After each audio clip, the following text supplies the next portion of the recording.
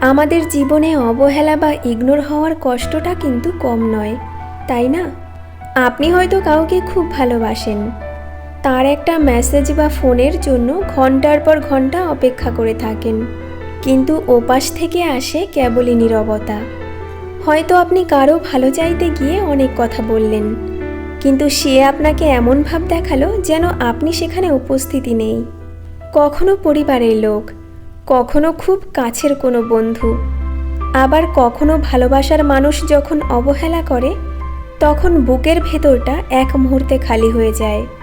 মন থেকে শুধু একটা প্রশ্নই আসে, আমার ভুলটা কোথায় ছিল? আমি কেন এত কম দামি হয়ে গেলাম তার কাছে?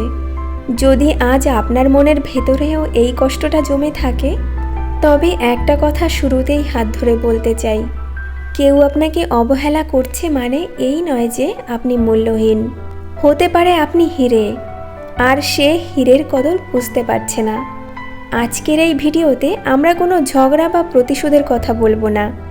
আজ আমরা জানবো এমন 5টি সহজ কাজের কথা, যা আপনি যদি করতে পারেন, তবে আপনাকে আর কখনো কারো কাছে ছোট হতে হবে না। আপনার অবহেলা পাওয়া মনটা আবার শান্তিতে ভরে উঠবে। আজকের এই কথাগুলো শুধু শোনার জন্য নয়, আপনার ভাঙা মনকে জোড়া লাগানোর জন্য। একদম শেষ পর্যন্ত মন দিয়ে শুনুন। সেই 5টি কাজে যাওয়ার আগে আমাদের একটা ছোট বিষয় বুঝতে হবে, মানুষ আসলে কেন অন্যকে অবহেলা করে। প্রথমত, যখন আমরা কাউকে প্রয়োজনের চেয়ে বেশি গুরুত্ব দিই। আমরা যখন কারোর জন্য সবসময় তৈরি থাকি, সে ডাকলেই ছুটে যাই, সে না বলতেই তার সব কাজ করে দিই, তখন সে ধরে নেয় যে আমরা কোথাও যাব না। আমাদের সহজলভ্য মনে হতে শুরু করে। দ্বিতীয়ত, যখন মানুষ আমাদের মনকে বুঝে ফেলে, তারা যখন বুঝে যায় যে একে যত অবহেলাই করি না কেন, এ তো কেঁদে কেটে আবার আমার কাছেই ফিরে আসবে, তখন তারা আমাদের অবহেলা করাটাকে অভ্যাস বানিয়ে ফেলে। তৃতীয়ত, স্বার্থ শেষ হয়ে গেলে অনেক মানুষ শুধু তাদের প্রয়োজন মেটাতে আসে। প্রয়োজন ফুরালে আর তাদের কাছে আমাদের কোনো দাম থাকে না। অবহেলা পাওয়ার পর অধিকাংশ মানুষ যে ভুলটা করে তা হলো, তারা আরও বেশি করে সামনের মানুষের কাছে গিয়ে কান্নাকাটি করে, অনুনয় বিনয় করে। কিন্তু মনে রাখবেন, চেয়ে চেয়ে যেমন ভালোবাসা পাওয়া যায় না, তেমনি জোরাজুরি করে কখনো কারো কাছে সম্মানও আদায় করা যায় না। তাহলে এখন আমাদের কি করা উচিত? চলুন খুব সহজ ভাষায় সেই 5টি কাজ জেনে নিই। আমাদের প্রথম কাজ হলো কথা না বাড়িয়ে চুপচাপ নিজেকে সরিয়ে নেওয়া। কেউ যদি আপনাকে অবহেলা করে, তার কাছে গিয়ে বারবার জিজ্ঞেস করবেন না, তুমি কেন আমার সাথে এমন করছো, আমার দোষ কি? আপনি যত বেশি প্রশ্ন করবেন, সে আপনাকে তত বেশি এড়িয়ে চলবে এবং মনে মনে ভাববে সে বুঝি অনেক বড় কিছু হয়ে গেছে। এর বদলে আপনি কি করবেন? আপনি একদম শান্ত হয়ে যান। তাকে বারবার ফোন বা মেসেজ করা বন্ধ করুন। তার পেছনে দৌড়ানো থামিয়ে দিন। যে জায়গায় আপনার সম্মান নেই, সেখান থেকে এক পা করে পেছনে সরে আসুন। ঝগড়া করে নয়, রাগ দেখিয়েও নয়, একেবারে নীরব থেকে দূরত্ব তৈরি করুন। আপনার এই হঠাৎ বদলে যাওয়া আর চুপ হয়ে যাওয়াটাই কিন্তু তাকে থমকে দেবে। সে ভাবতে বাধ্য হবে, যে মানুষটা আমার জন্য পাগল ছিল, সে আজ এত শান্ত কিভাবে হয়ে গেল। আমাদের দ্বিতীয় কাজ হলো নিজের আবেগকে সামলানো এবং কোনো রাগ না দেখানো। অনেকে অবহেলা পেলে সোশ্যাল মিডিয়ায় স্ট্যাটাস দেয়, রেগে গিয়ে খারাপ ব্যবহার করে বা নিজের ক্ষতি করার চেষ্টা করে। ভুলেও এই ভুলটি করবেন না।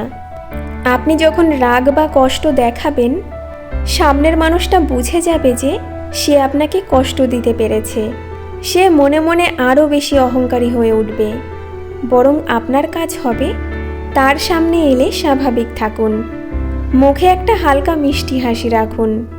সে যেন কখনো টের না পায় যে তার অবহেলায় আপনার জীবনে কোনো বড় ঝড় উঠে গেছে। আপনার এই স্বাভাবিক থাকা আর হাসি মুখটাই কিন্তু তার অবহেলাকে একদম ব্যর্থ করে দেবে। যে আপনাকে কষ্ট দিতে চেয়েছিল, সে যখন দেখবে আপনি দিব্যি ভালো আছেন, তখন কষ্টটা কিন্তু তার নিজেরই হবে। আমাদের তৃতীয় কাজ হলো অবহেলার চিন্তা বন্ধ করে নিজের উপর জোর দেওয়া। যে আপনাকে অবহেলা করছে সে কি আপনার ভবিষ্যৎ গড়ে দেবে? সে কি আপনার কষ্ট ভাগ করে নেবে? না। তবে কেন আপনি আপনার মূল্যবান সময় আর জীবনের চিন্তাগুলো তার পেছনে নষ্ট করছেন? আজ থেকেই আপনার মনোযোগটা ঘুরিয়ে দিন।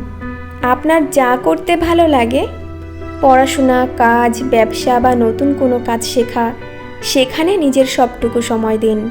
নিজের শরীর ও স্বাস্থ্যের যত্ন নিন। ভালো ভালো খাবার খান, সময় মতো ঘুমান।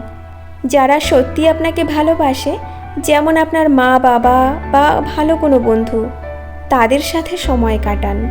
আপনি যখন নিজেকে ভালোবাসতে শুরু করবেন, তখন অন্যের অবহেলা আপনাকে আর এক ফোঁটাও স্পর্শ করতে পারবে না।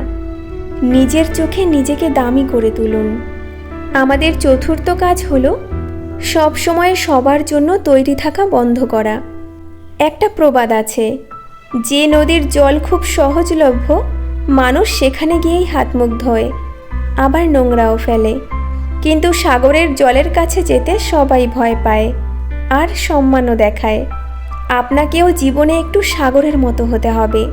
কেউ ডাকলেই সাথে সাথে সব কাজ ফেলে দৌড়ে যাবেন না। কেউ মেসেজ করলেই অমনি সেকেন্ডের মধ্যে উত্তর দিতে হবে এমন কোনো নিয়ম নেই। মাঝে মধ্যে না বলতে শিখুন। নিজের কাজকে আগে প্রাধান্য দিন।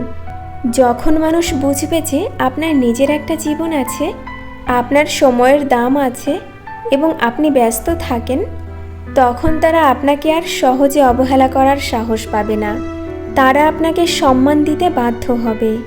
আমাদের পঞ্চম এবং সবচেয়ে শক্তিশালী কাজ হলো জীবনে অনেক অনেক ভালো থাকা এবং সফল হওয়া। অবহেলা পাওয়ার পর সবচেয়ে বড় জবাব কোনটা জানেন? তার চেয়ে 1000 গুণ বেশি শান্তিতে আর সুখে থাকা। মুখে কোনো তর্ক করবেন না।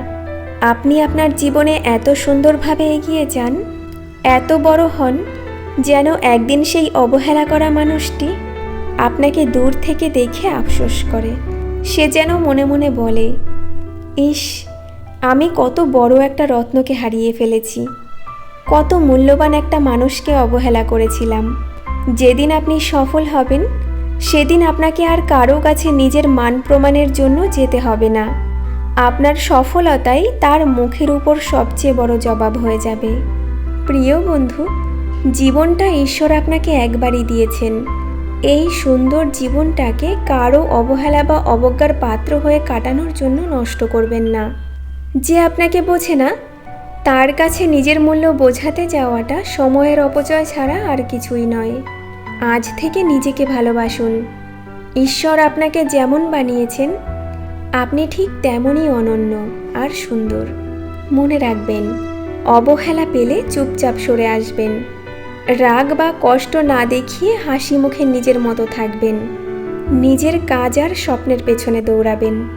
যাদের থাকার, তারা আপনার গুণ বুঝেই সারা জীবন পাশে থাকবে। আর যাদের যাওয়ার, তারা বাহানা খুঁজেই চলে যাবে। আজকের এই কথাগুলো কি আপনার বুকের ভেতরের ভার কিছুটা হলেও নামাতে পেরেছে? যদি আপনার মনটা একটু হলেও হালকা লাগে, তবে অবশ্যই কমেন্টে আপনার মনের কথা লিখে জানান। ভিডিওটিতে একটি লাইক দিন এবং আপনার সেই প্রিয় মানুষটির সাথে শেয়ার করুন, যে হয়তো আজ কারো অবহেলা পেয়ে খুব কষ্টে আছে। অনেক ভালো থাকুন, শান্ত থাকুন এবং সবসময় নিজের খেয়াল রাখুন।